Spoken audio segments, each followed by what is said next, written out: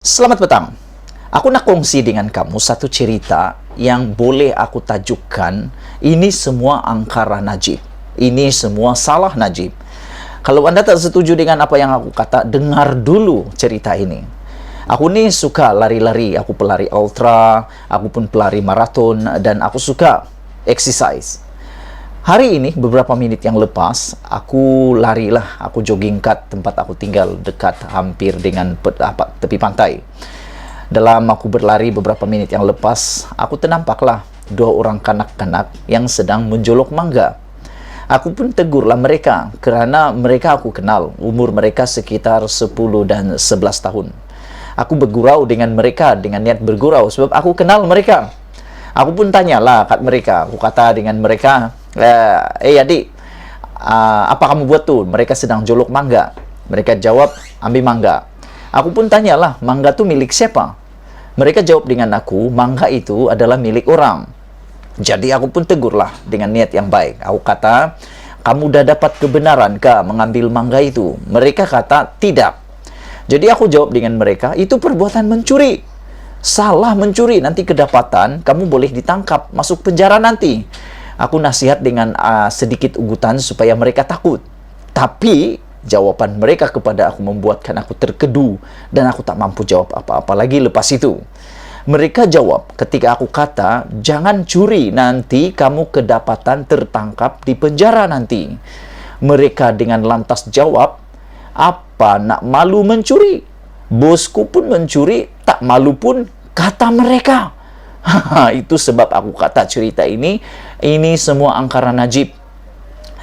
Cerita tadi itu menggambarkan satu situasi kanak-kanak yang berumur 10 dan 11 tahun pun tahu cerita apa malu bosku. Apalagi dengan ulasan yang pernah Dr. Mahathir kata melalui Malaysia Kini. Aku rujuk dia dalam satu artikel laporan pada 22 Ogos yang lepas. Ini baru saja berlalu, 22 Ogos 2022. Dr. Mahathir pernah mengatakan bahawa Najib buat orang Melayu hilang rasa malu mencuri. Nah, waktu aku baca artikel ini pada 22 Ogos yang lepas, aku tak fikir pun itu boleh menular sehingga ke mana-mana. Apalagi kami yang ada di Sabah ni lah, jauh sekali kan. Habis Mahathir kata, Najib buat orang Melayu hilang rasa malu mencuri. Dia merujuk pada bangsa Melayu, bangsanya sendiri.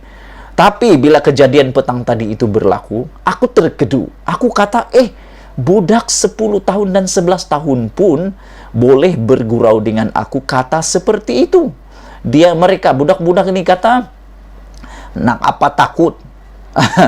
Aku rasa mereka bergurau, tapi ini satu perkara yang membuatkan aku terkedu, pengajaran besar kepada aku bahawa memang apa yang orang dewasa buat, kanak-kanak akan terikut-ikut. Mereka ni, pemikiran mereka cetek. Mereka tak tahu apa-apa, yang mereka tahu apa malu bosku. Aku pun tanyalah dengan kanak-kanak tadi itu, 10 dan 11 tahun umur mereka ni. Aku tak tahu nama mereka. Aku tanyalah, dari mana kamu tahu apa malu bosku ni? Dari mana kamu tak tahu malu mencuri? Mereka kata, selalu dengar orang cakap, orang dewasa cakap. Di mana? Aku kata, mereka kata, semua orang pun cakap bah. Dorang bilang begitu, orang sahabat cakap begitulah. Semua orang cakap bah, dorang bilang. Aku bilang, Aina, hebat juga kamu ini. Sampai kamu tidak malu mencuri. Dorang cakap, bukan mencuri bah. Ini mangga kawan kami punya, dia bilang. Jadi aku pun okeylah, mungkin dorang sudah dapat kebenaran sebelumnya. Mungkin ataupun sudah diberitahu, ambil sajalah begitu. Tapi yang aku terkedu bila mereka kata, apa malu bosku? Apa malu bosku, kata mereka. Jadi sesuailah dengan apa yang Mahathir kata ini. Najib buat orang Melayu hilang rasa malu mencuri. Bukan orang Melayu saja, tapi kanak-kanak yang aku cerita ini pun, walaupun mereka bergurau, tapi aku terasa terkedu dengan perbuatan itu. Apa malu bosku, kata mereka.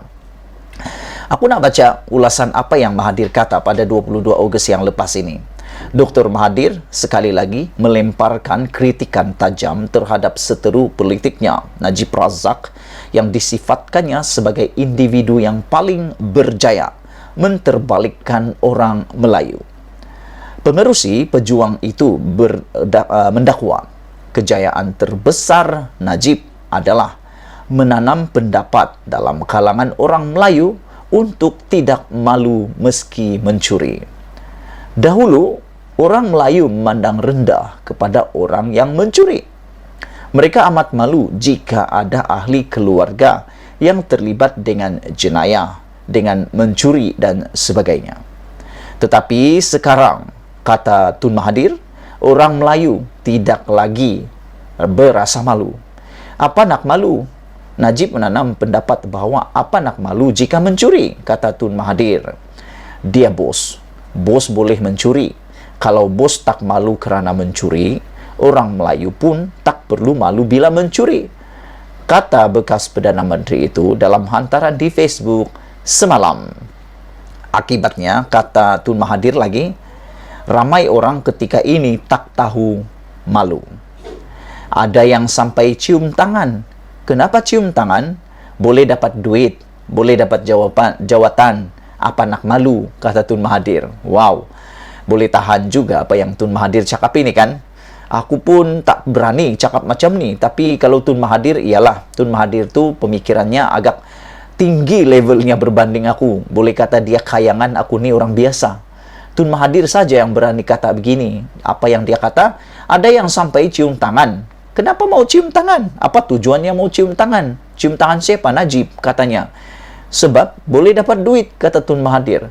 Boleh dapat jawatan, kata Mahathir. Apa nak malu? Yang penting dapat duit, dapat jawatan, kata Tun Mahathir lagi. Kalau tangan berbau najis, tak apa. Ada duit dalam najis. Terbongkok-bongkoklah nak cium tangan. Apa nak malu? Kalau tangan bersalut tahi tetapi ada duit, okeylah, tak payah malu, sindir Mahathir lagi. Tambah ahli parlimen itu lagi, dunia mentertawakan Malaysia dengan kelakuan yang memalukan. Inilah kejayaan Najib yang terbesar. Orang Melayu tak perlu malu. Terima duit yang dicuri tak malu. Minta duit free tak malu. Tak bayar hutang pun tak malu, katanya. Pilih pencuri, perasuah, banduan sebagai Perdana Menteri, okey, tak malu, kata Tun Mahathir lagi.